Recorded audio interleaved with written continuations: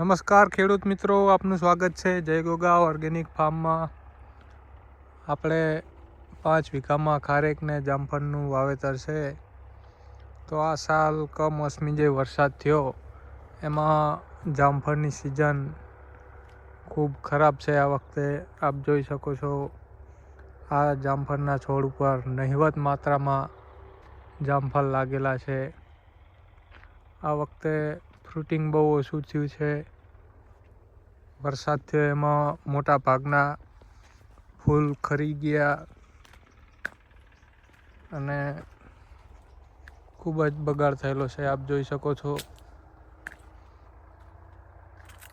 અમુક બચેલા છે એમાં પણ પક્ષીઓનો બગાડ છે અને જીવાત પણ આ વખતે બહુ આવી ગયેલી છે. ફળમાખીઓએ બહુ ડંખ માર્યા છે આ વખતે. એટલે આ વખતની જામફળની સિઝન ફેલ જ છે.